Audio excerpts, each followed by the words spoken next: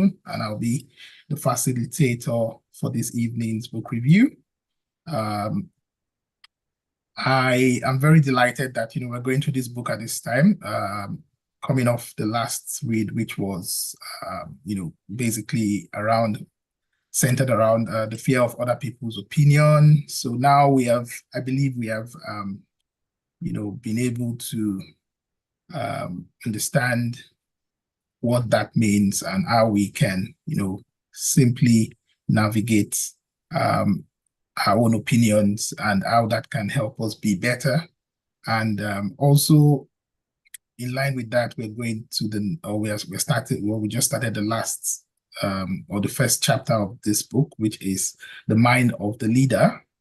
And that is another very instructive way, of making ourselves better in terms of gaining traction in our leadership role as individuals.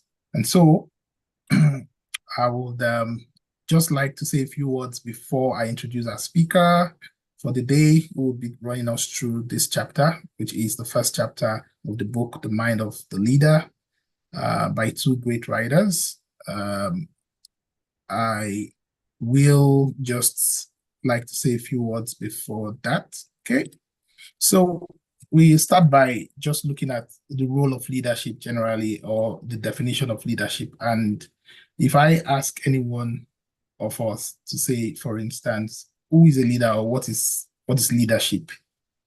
I guess we'll start by saying things like a leader is someone who is in a formal position of power, or a leader is someone who is ranked above others on the organizational chart. So for instance, you've got the MD CEO, or you've got the directors, or you've got the departmental heads and stuff like that.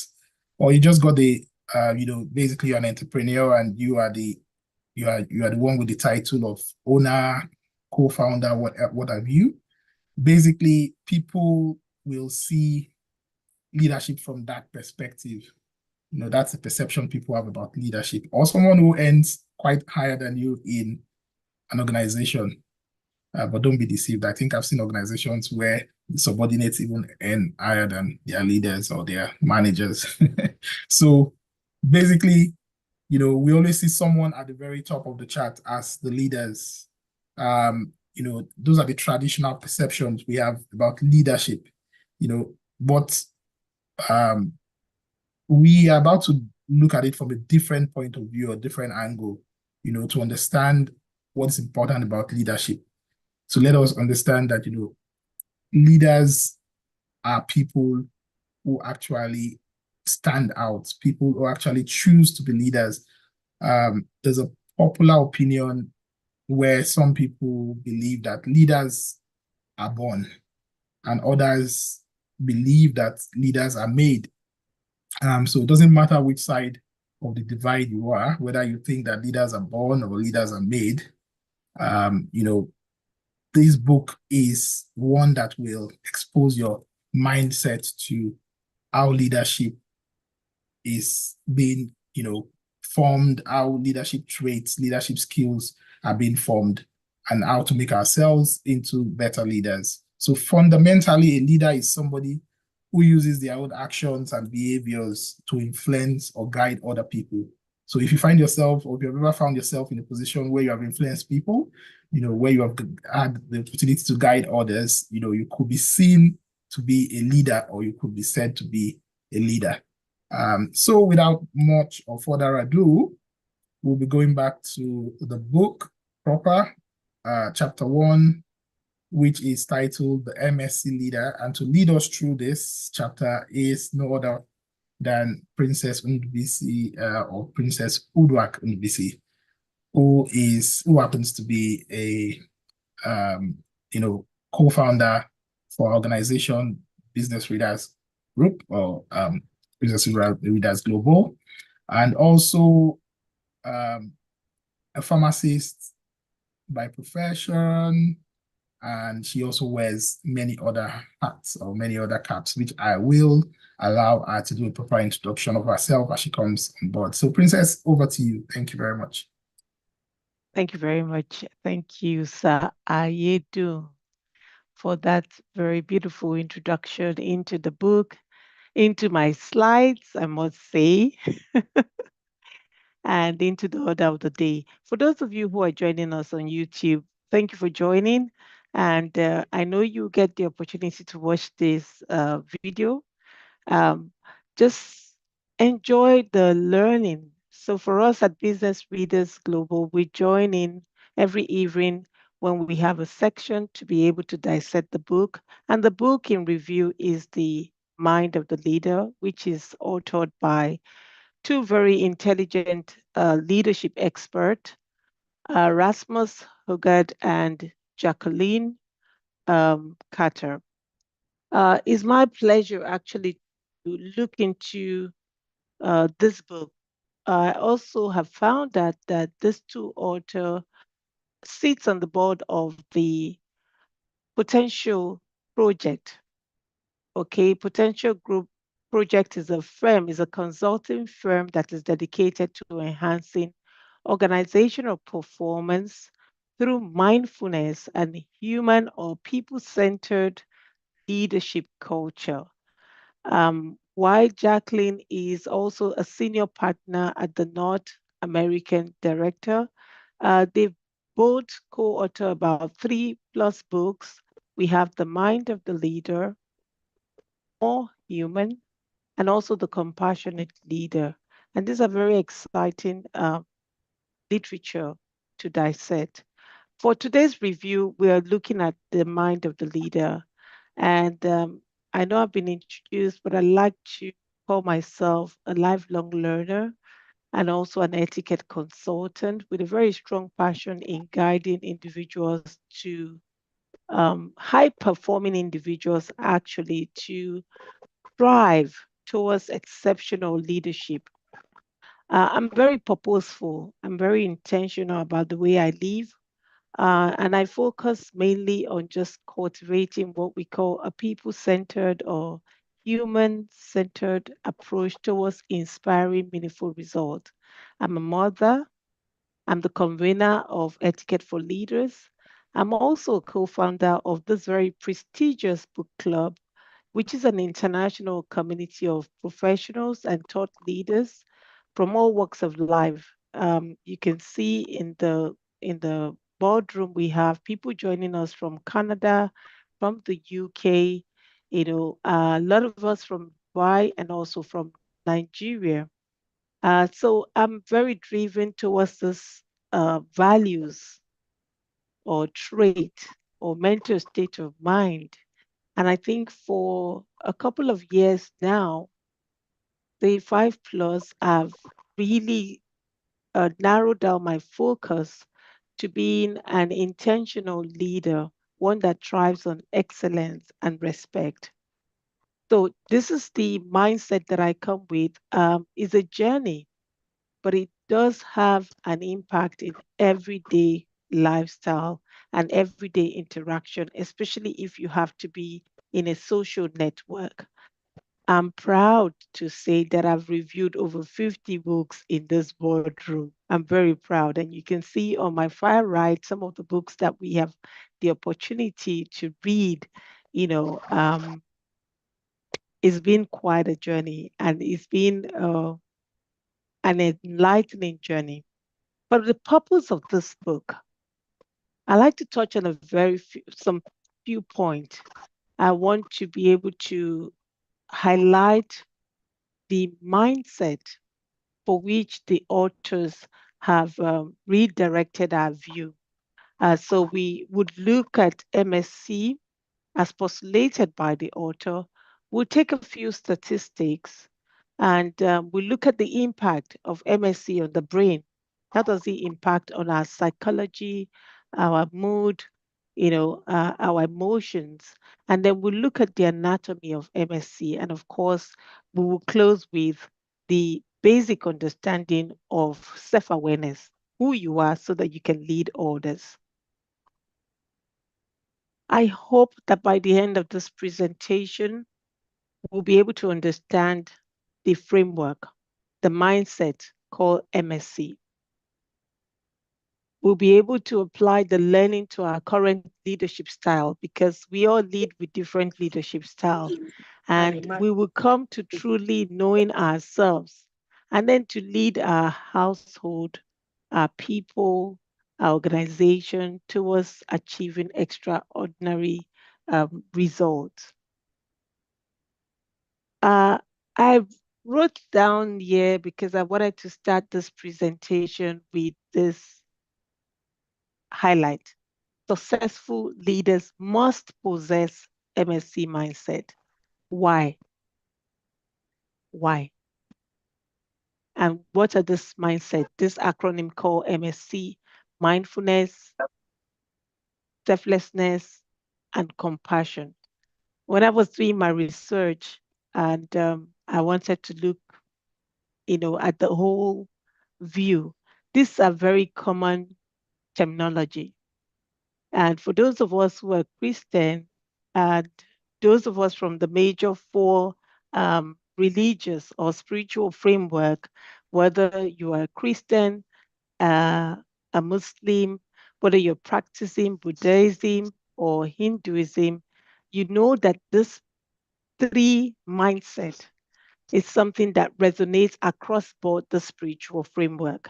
The Bible teaches us to be mindful, to be still in God's presence, to be selfless. So these are not very new terminology, but to be brought up in the business environment is what is most interesting.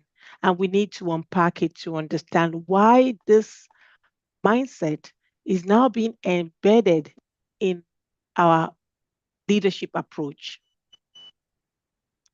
I'd like you to take a look at leadership in the 21st century.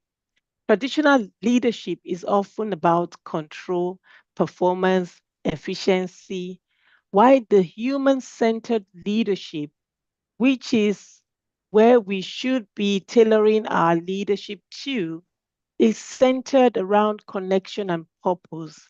Now, the latter is not only more aligned with modern organizational needs, it is also more sustainable in building trust, innovation, and long term results. But I want us to establish one fact: we have different leadership styles.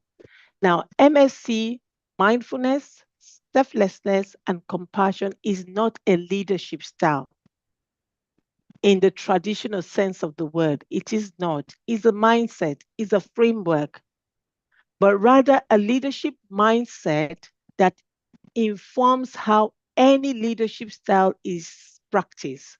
So it's like more or less garnishing your style with MSC. Today, we've seen in the agile environment the leadership style that is much more encouraged, and one of which is the servant leadership. That means you have to be selfless. You have to be a servant when you lead people. So we have different leadership style. You need to know which of this leadership style aligned with, which of the style you lead with. So whether you are a coach, a visionary, a servant leader, an autocratic leader, a democratic leader, a pace setter, a transformational, a transactional leader, you need to know which of this style you lead with, and you need to understand how to evolve using the framework, which is the MSC leadership framework. Now, the times are changing and they're changing fast. And this is why it is important for us to make the shift. We have noticed this rapid change. Our environment is very vocal. So, VUCA, right? We talk about vulnerability, we talked about uncertainty, we talk about complexity in our environment, we talk about ambiguity in our environment. We've seen technology um, disrupting the entire landscape, entire business landscape. We've seen the rise to globalization. we've seen that societal expectation has evolved so quickly. And that means that leaders must be able to pivot and guide others through this ambiguity that we see in the workforce, because the expectations are completely different. So, employers' expectation today, everybody wants autonomy. I was looking through my Instagram reels, and I saw the difference between my generation and the Gen Z generation. Yeah, so for us, we make excuse if we don't, even if we're sick, we still used to go to work. The Gen Z, you know what they do? They pick up the phone and tell you, oh no, I just hit my leg or something. It's so different from our school of thought, right? So there's this complexity. People want safety, psychological safety. People want personal development, not just necessarily the paychecks. There's a complexity. If you're not speaking, please, if you don't mind, can you mute? There's complexity from climate change to AI ethics to leaders facing problems that require system rethinking and even moral courage. There's diversity and globalization leading across culture, different culture. So in my workplace, we have over 100 nationality. So you can imagine if you're a leader leading people, need to be able to identify the different cultural mix and understand how to lead with morals. And this is why we talk about transparency. This is why we talk about being sensitive. This is why we talk about openness. This is why we talk about flexibility and adaptability. And so, for you to be able to adapt in an agile environment, you really need to retune your mindset. Now, there's also the part that tailors to our health, being burnout, our well being, our mental state, and emotional health is very critical in the 21st century. Now, these are the things that motivate people. People want to work in a place that is safe. People want to work in a place where they have their insurance covered. People want to work in a place where their health is being prioritized. So, as a leader, you need to be able to do this, understand this framework, understand this landscape so that you can better manage the people. Because we're talking about a people centered approach towards leadership. I had to, while I was creating this presentation, I saw these two slides. And for those of you who are online, just look at the slides. If you look at picture A, what do you think? Who is the leader? The one who's um, standing in front, I'd say. And that means if we shoot her, she's going to go down quickly, right? We're not going to miss Absolutely. that bullet. Now look at picture B. Who is the leader? Can you tell? You really can't They're tell. working as a team. You really can't tell. You can't tell who the leader is. So there's this fusion and what we expect. And if you look at it, if you see this differentiation in your organization between you being the CEO of your organization and your team, then you know that you really have to adapt. You need to move. You need to really move. Sayedun took, I think he had oversight of my slide. And it's very important for us to define leadership. Leadership is unlocking people's potential to become better. And that means you need to understand yourself first before you can understand your team. And so we need to unpack and redefine leadership in the boardroom. Leading with mindfulness, leading with selflessness and compassion makes you more human and appreciable.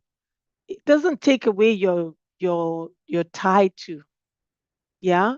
It doesn't really remove, it doesn't strip you of your title, but takes off the layer that, you know, um, is more control, tending towards being a control freak. Now, mindfulness, selflessness, and compassion makes you truly human. and enables you to create a more people-centered environment where people see themselves as one team and not just as a head count. Because if we look at the picture on the right, that is my right, you really cannot tell. It's a seamless body of people working together. You can tell who the leader is. And this is where we should come to. For the purpose of this boardroom, I decided to draw out some statistics because we also have those statistics, you know, that was conveyed in this particular chapter. And let's look at the researcher who is also a professor of management from the Singapore Management University, who evaluated the effectiveness of some of our mindful leadership programs at Carlsberg and Eve Insurance. Now, they were looking at the importance of mindful leadership attribute. Let's look at the outcome. Jacob Reb found that there was significant improvement in focus, in awareness, in memory, job performance, and the overall satisfaction after only 9 weeks. After 2 months of conducting this exercise, they found that the people, the employees were more focused, they were more aware, they had memory retention, the job performance increased, and overall they loved their job. Now that is really interesting. If we can use this tool, because sometimes I know there's a lot of question, people tend to look at you from a different perspective, as if you're a weak leader if you're compassionate, as if you're a weak leader if you're selfless. In fact, I've had some people say, oh, people take advantage of me if I have to lead with this trait or with this mindset. A lot of people take advantage of me. This is not the case.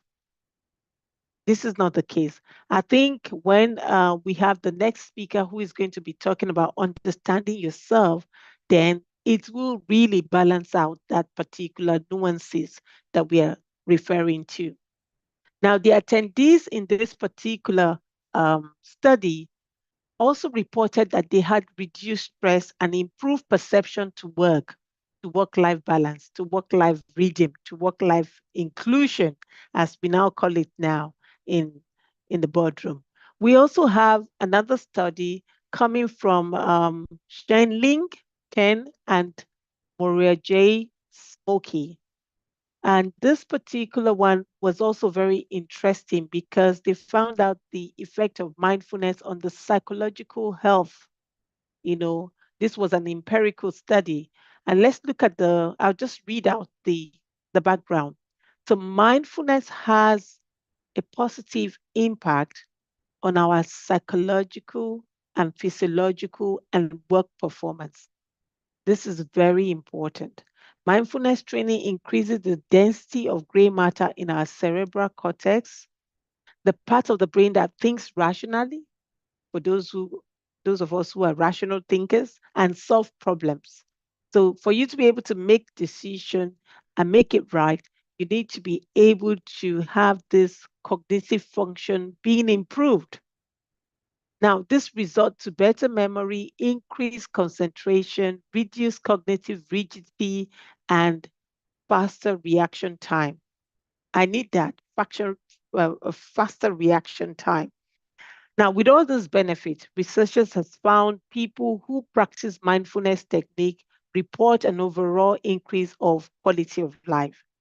And you see people who practice mindfulness, they're more happy, more grateful, more calm, more settled. I'm going to walk you through the anatomy of mindfulness, selflessness, and compassion so that we can unpack the learning. And I hope I should be able to finish before my time. Now, let's look at the framework again. I hear to say some people are born with the skills. Some people are natural leaders. Yes, some people have this innate characteristics. They're born leaders. They have all it takes, the skills, the capability. But I want to let you know that this is a skill that can be learned, can be enhanced, and can be practiced. So if you're already doing all of this, you can still enhance it by understanding the framework. So all three characteristics must be closely linked. In fact, they are mutually enhancing. You're better at mindfulness, it will impact selflessness, it will impact compassion, right? And let's look at the definition, because I wanted to draw this out so that we can stress the area where we need to spotlight. So from the Cambridge Dictionary, mindfulness is the practice of being aware of your body, your mind, and your feeling. And it has to be in the present moment. So I take a pause because I wanted to feel that way. I wanted to feel my system. I wanted to feel my body. I wanted to be aware. And sometimes we're stressed because of the nature of our environment, but you need to always have to have control over your body, your mind, and your feeling. You need to sit. My mother would say, you need to sit with yourself, sit with yourself. You need to sit with yourself and you need to feel and create this feeling of calm, not anxiety. It is the opposite of being anxious. Let's go to selflessness. Selflessness is the quality of caring more about what other people need and what and sorry, that must be a mistake, than what you You're right. It is yourself what need other people need and want. and Yeah, so you're want right. than Yeah. about what you yourself need and want. Now that was tough for me, huh? Because I'm self-centered. I love myself to an extent, you know. So that was really tough. But I needed to highlight the quality of caring. We care, but the quality of care. What the right hand does, the other should not know. And how do you show care to others? Very important. Because the way a psychopath shows care, you see people who patronize you in public, and then when they are in public, private spaces, they don't show the same feeling, the same emotion, right? So I think we need to be very cautious of this. Very important. The quality of care for people, not just for yourself, for people. And then the third one is compassion, which means to suffer together. Is so different from empathy. When we talk about emotional intelligence, all the traits, are packed in emotional intelligence. But in emotional intelligence, one of the pillars is empathy, which is very different from compassion. Because in empathy, you understand the pain of the other person, you understand what the person is feeling, but you don't try to relieve their pain. So it's very different. So it's not the same as empathy. And the concept, though related, is just another step, another level higher. Mindfulness allows you to take over your prefrontal function. And this prefrontal function is actually the part that is responsible for executive functions, which allows you to lead yourself and others towards a shared goal. So this is responsible for decision making, for impulse control, and for self-awareness. And until you're able to stay mindful, cannot control that part of your brain. Every triggers that comes can set you in thousand ways. So it's very important. And I want to read the outcome because I also highlighted something that was very important. That would take us to the next slide. It says here that a well-developed executive function allows us to better lead ourselves and others towards shared goals with stronger prefrontal activity. Now, we deactivate our tendency to be distracted, and we become more present, focused, and attentive. Not coincidentally, mindfulness also makes us happier. Aha. The more present and attentive we are, regardless of what we do, the happier we become. And that brings me to my question, second question. I know what some of you will say. What do you want? What do you really want? Oh, I should have said, what do you need? Or what do you want? Because want now, okay, what do you want? Please unmute yourself and just let's interact. What do you want?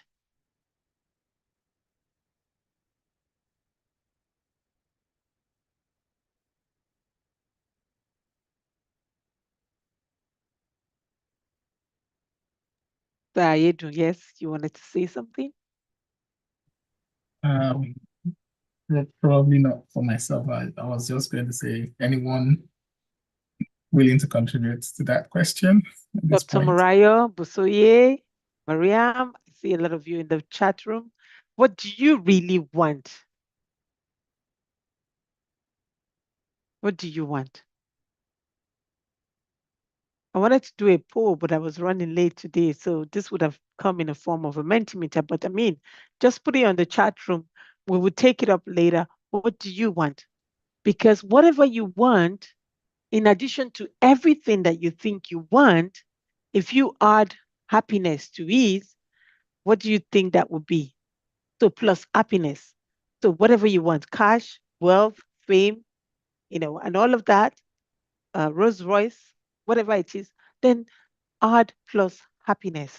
And that's what mindfulness gives you, right? And I think that is very important. The anatomy of mindfulness.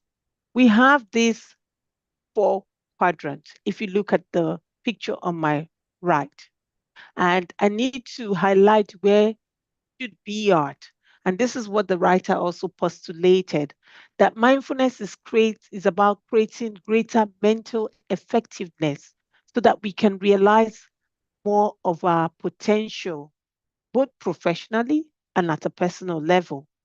So it's very important. And if we look at this quadrant, which is a 2 by 2 matrix, you see that we have at the top, we have focus, aware, distracted, autopilot.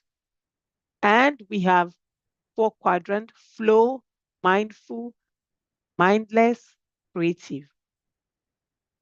If you look at when you're focused on the first quadrant, which is flow, it means that you are focused, but you are operating at an autopilot level. So take, for instance, I'm driving to the office. I know my routes. Most times, yeah, I'm focused. I know where I'm going to from point A to B, but it's just a flow. I'm operating at an autopilot level. If you go to quadrant 2, which is mindful, if you're mindful, that means you're focused and you are aware. You're focused and you're aware. And that is where every leader in this boardroom should be at. Be mindful so that you can stay focused and aware of your life, aware of your team, aware of your priorities, aware of the result that you want to achieve. Very important. Now, if you come to quadrant 3, you're at autopilot and you're distracted. And I think all of us can resonate with this matrix. If you come to 4, where you're creative, you are aware, but you are distracted. For those of us who like to juggle things, you will come to that and we'll discuss it. So we can improve our mindfulness with 10 minutes of daily training for 9 weeks. 9 weeks, 2 months plus. You can really improve, whether it's making sure that you're journaling every morning or doing something, but just even reading, if just reading every day. And I think this is one of the key benefits of being in the BRG group. Let's look at selflessness metrics as we analyze the My time is almost running out. I hope Samira is not in the boardroom. All right. So let's look at the selflessness matrix. This selflessness is the wisdom of getting out of our way, the way of our people and our organization to unleash the natural flow of energy that people bring to work. You must be selfless to think about the other person, and you must take off ego. Look at the characteristics. It says, however, we all have our ego that longs for attention and recognition. We just finished the fear of other people's opinion. We want people to validate us. We all have ego, no doubt. But as a leader, we continuously scale off those ego. We should tame our ego so that it doesn't hinder the larger interests of the people and the company we lead. Look at the matrix. We also have four quadrants as postulated by the writers. Pushover means that you are operating at a selfless level, but you're diffident. On quadrant two, the enabler means that you are operating at a selfless level and you're confident. And that is the only way you can enable your team. For those in quadrant three, they are diffident and they're selfish. And that means you see them as narcissistic. So those narcissistic tendencies and behaviors that we always talk about comes to full flare because this is their operational model. They're selfish and they're diffident. And then for quadrant four, you have people who are very confident and extremely selfish. And that is the braggadocious type, very egoistic nature. Quickly, for because of time, I'll go to the compassion matrix. Compassion, like I said, is often mistaken for softness, but compassion is not soft, is not warm or fuzzy. It is really a hardcore trait to have. To be able to see others, to be able to understand how they feel, and to want to help is really has to be associated with a lot of wisdom. So, wisdom without compassion is ruthless. Wisdom without compassion is also foolishness. The more our wisdom and compassion increases, the more benevolent leaders we become. In the opposite case, we become an incompetent leader. And the picture on my right, explain the quadrant in which we should be at.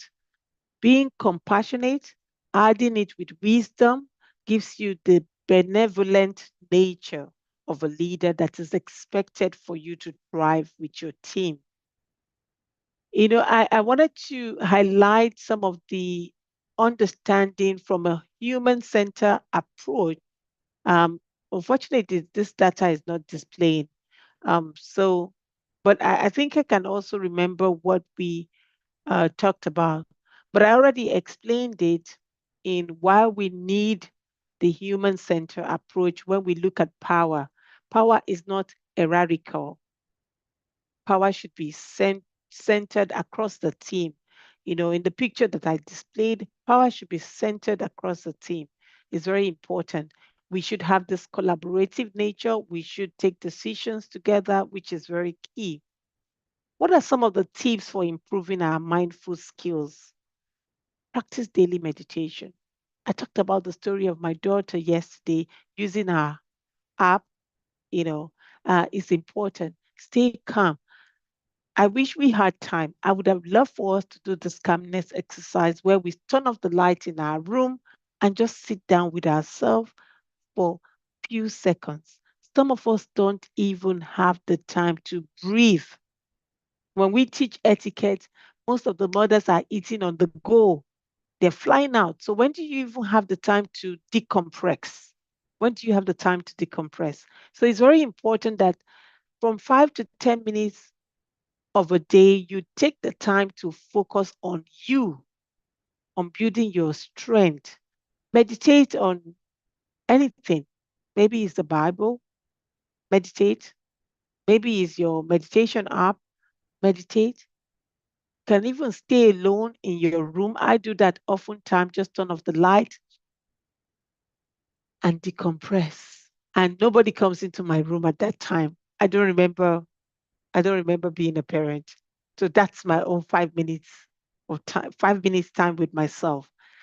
Then you can also do something um, without multitasking, because multitasking is one of the most terrible habits that we have. There are tasks that you can multitask. If you're cooking in the kitchen, you can multitask. But when you're in a creative space, how do you multitask? You're reading and you're watching TV at the same time. You're reading, you're eating. Okay. I think it was only the men in our culture in those days. And I think it was just a class thing where you see the man anytime he wants to drink his tea or he wants to eat his food, his fufu, he will request for his newspaper. Now there's no newspaper, everybody has their phone. But a single task with one intention, complete the task before moving to the next one. Use your breath as an anchor, especially when you're stressed. We're all professionals and we know that the landscape is very disruptive. You don't know what is coming. So you need to use your breath as an anchor. You need to stay calm. When I come into my office, I sit down with myself and breathe, especially on days where I feel my heart palpitating a little bit faster than usual. I just breathe. I just do the breathing exercise and release myself. Play some music to stay calm. Listen deeply. When talking to someone, listen deeply. When networking, introduce yourself in a way that you even understand what the other party is wearing. Some of you will go out of this boardroom without even noticing my dress. That means you're not practicing mindfulness. You need to know your environment. You need to listen when speaking to someone, not just to respond to them, but to really practice active listening in conversation without disrupting the other party. Just listen. People feel heard and respected when you listen. You don't even need to give an advice to the person, just listen and listen deeply. Those are some of the mindful traits that we can inculcate. Why are the MSC leader skills important? Good leadership skills are important for several reasons.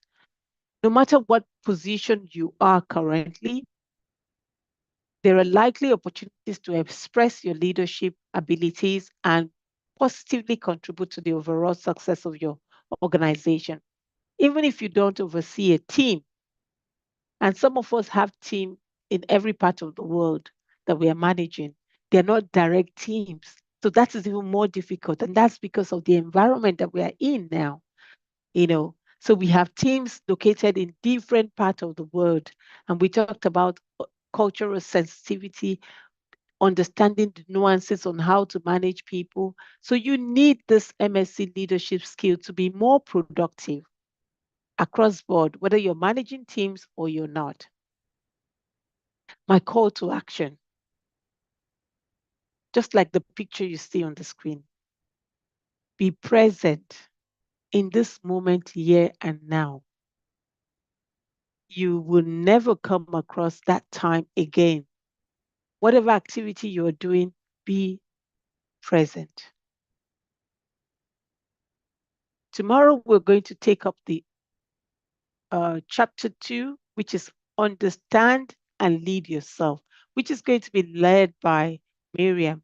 And I think we will keep, you know, unpacking the learnings from this book. From my end, I want to thank you for your attention. I know what Sayedu is going to say because I think I'm just right on time, but with no time for people to have conversation. We will have conversation for another 10 minutes or thereabout. Dr. Sayedu, over to you. Thank you Oh, very thank you much. very much. And thanks for using my future title as well. Yes. Okay, so thank you so much, Princess, for that beautiful, beautiful presentation. I'll say the title of this one is We All Get Better, Um, as individuals, as a community, I've seen the progress, since um since joining this community. I've seen the progress. Everyone, just going out in leaps and bounds, and making that progress in terms of our general confidence and the way that we present ourselves, the way that we ensure that we carry the audience along whenever we're presenting. This has been another very spectacular presentation, Princess.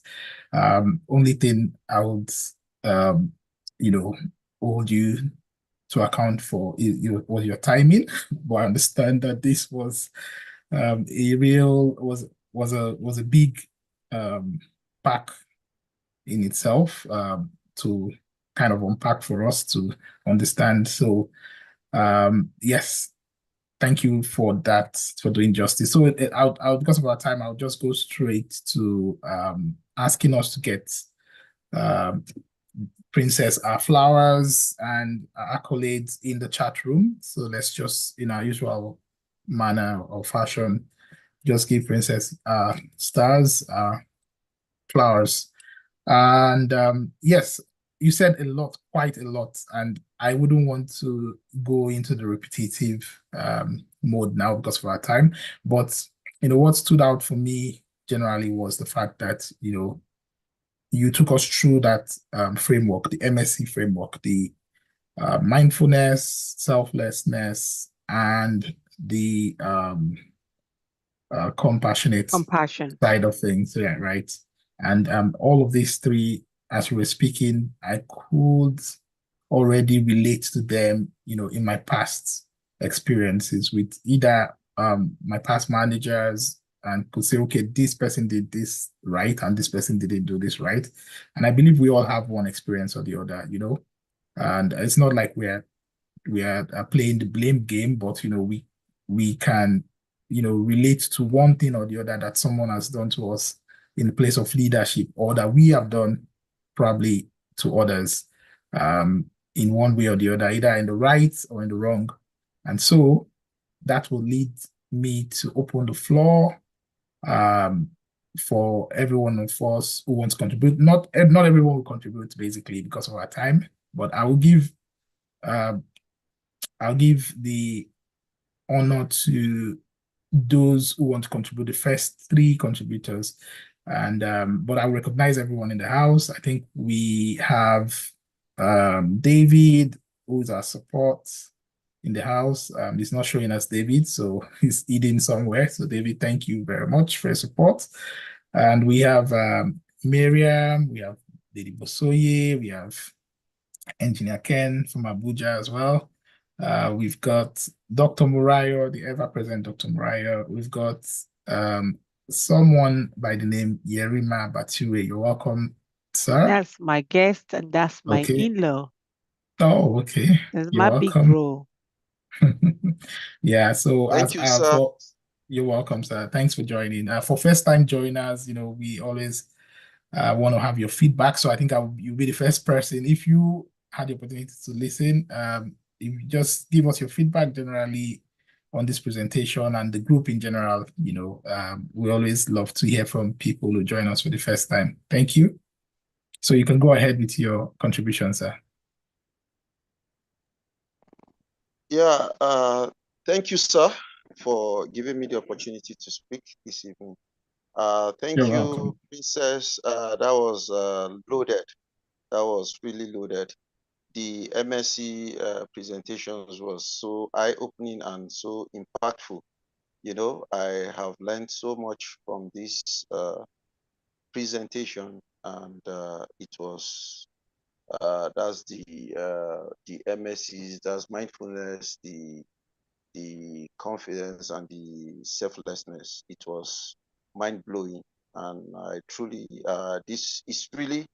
it has really taught me a lot, especially from those those charts you made some presentations on, and they were thoughtful. I truly enjoyed the class and the period over. I think it will be a welcome decision if I will progress by tomorrow and furthermore. Thank you, sir. You're welcome. Feel free to join us anytime. We understand that everyone is busy, and that some of us have been here and off and on and off and on. But the good part of it is that this is a place where you come to not just to unwind. At the end of the day, you just come and you learn something, and that's very critical to your growth. Basically, that's very important to make us better people, better leaders, outstanding leaders. So thank you, sir, once again for joining.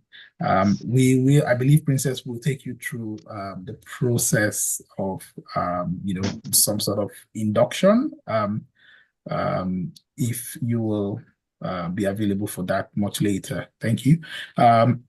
Okay, I will just throw it open now.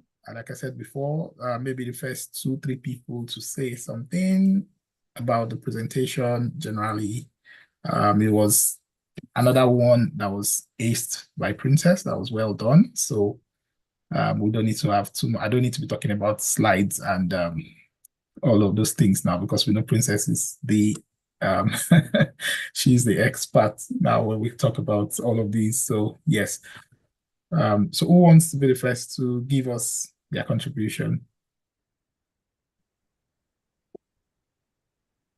And if you don't talk, I will call names now.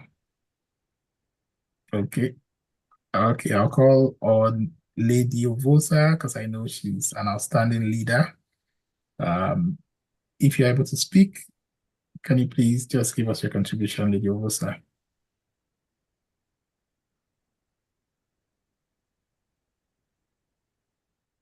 Okay, not sure she's able to speak from where she is. Okay, yeah, Miriam, go ahead, please. Okay. Good evening, everyone. Evening. Well done, Princess, as always. You aced it. The key point for me, I would say, is knowing the type of leader that you are. The mind of a leader, I think from chapter 1 to 5, we're all going to be saying the same thing.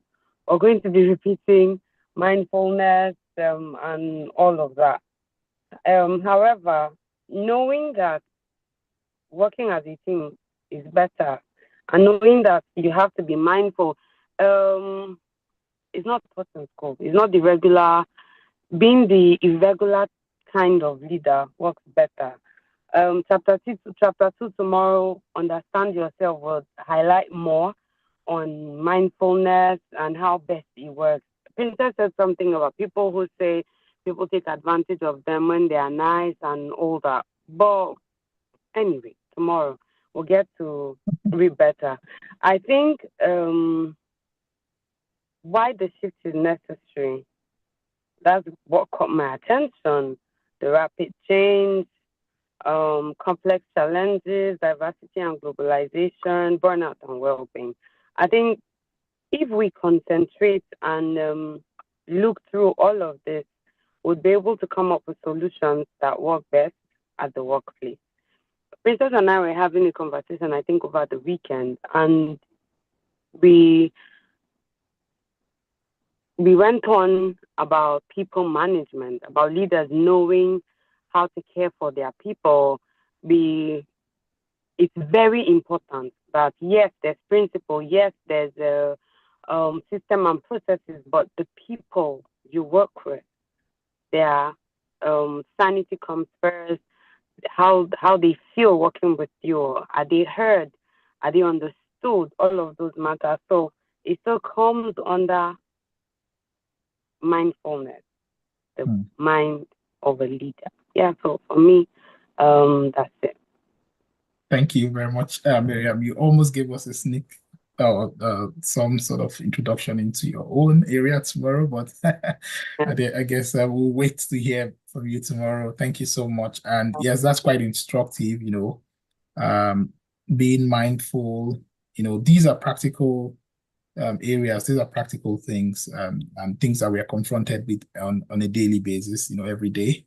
And, it's just understanding ourselves before you can lead others. You need to lead from a place of, first leading yourself before you can lead others. And sometimes people miss it because they think that leadership is all about, just being in that position and dishing out orders and making people do what you want them to do. So very important for us to understand that topic when mindfulness, and also the other two pillars of the MSC that makes up the MSC, the selflessness. And in Nigeria, we tend to say, people would say, oh, we are servant leaders, servant leadership. And you hear that quite a lot from politicians, but they don't in any way showcase that in their interaction with people. People who are servant leaders are the same people who will do things and you wonder, oh wow. So it's actual, it's the actual the actual thing is to practice it, practice what you preach. Just like that musician says, practice what you preach. So basically, in this book, we'll learn much about all of these different nuggets, and we see how we can put them into practice as individuals. Thank you very much for that, Miriam. I'll take one more speaker or contributor before we'll close for tonight. So I don't know, I'm still tempted not to call names, but maybe I will just have to call names. Okay, let's hear from Engineer Kenneth. Why do I think I know who you were going to call? His heart looks like that of a leader. That's why I called him. Yeah, Engineer Kenneth, if you can speak, please unmute. Good evening, everyone. Today is in Thursday, so I'm free to call you. Yes, good evening, sir. Good evening, everyone. As usual, the queen of the pack is on board. She has done a tremendous job. Well done, the queen. Maybe we will first to queen, BRG queen. Your nuggets, multitasking, single taxing, trying to breathe and take a deep breath and free your energy, being able to listen to music, and realizing that in everything you are the person, you first, you being able to control yourself, being able to be mindful of your own intentions, your own abilities, then you unleash it out. You unleash your selflessness, your ability to show compassion, and you make a good leader. We all have that ability in us. But the thing is, most of the time, we allow the frustrations to take a lead over us. Everyone has compassion. We should be very mindful of the way we treat people, because our people say, when you are going up, once the ladder you used to go up, don't push it away, but because you might need it when you're coming down. So this is a very nice book, and it's beginning to bring out the innate abilities of us, of every one of us as a leader, reminding us that it is inborn in most of us, but we have not taken advantage of it. So thank you for your presentation. It was, check out your graphics. Congrats, well done. I'm learning, I want to learn. Thank you. Thank you so much, Engineer Ken. Thank you so much. Yeah, brilliant contribution there. Thank you for that, sir. Okay, so because of our time, you've spent 13 minutes over our time now. We will be bringing this meeting to a close, but again, I would like to thank the speaker, Princess, for your wonderful presentation, and also give you the opportunity to do a closing for us with your last words. And so over to you, Princess. Thank you very much, Sayedu. Dr. Sayedu. Ha, title is hard enough. I think my last word was shared in the second to the last slide. We should all endeavor to be present in the moment. And I'll give you a take. One of the ways that I have been able to change to a certain degree is I use my phone when I should use my phone. My phone does not control me. Even in parties, sometimes I drop my phone. I don't take pictures. I enjoy the moment. So be present. Be present when you're home. I was driving back today and multitasking, trying to make sure that I can call a number while driving. And I I sweat off the way and I smiled at myself because my presentation was ready. So I kept telling myself, be mindful, be mindful, be here. If you're here to drive, drive, drop your phone. If you're home to eat, eat, and forget about every other thing. And little by little, I think we can change. We can make that necessary change. Like Kenneth says, these are innate properties that we have. One way or the other, because of our environment, we have lost so many valuable, traits that we have. We need to recultivate the habits again, to be present, to be mindful. Mindfulness is to you. Selflessness is to others. Compassion is to others. But mindfulness is inward to you as a person. And if you're the cash cow, then you better take care of yourself. Those are my closing words. Thank you very much, Sayed. Over to you. Can't get better. Thank you so much for those encouraging words. Be mindful, be present, do what you need to do, at the right time, and ensure that your sphere of influence, you are influencing people in a positive way. Thank you very much. So we'll close with that. I'll see you guys tomorrow. Good evening to those far away in Dubai.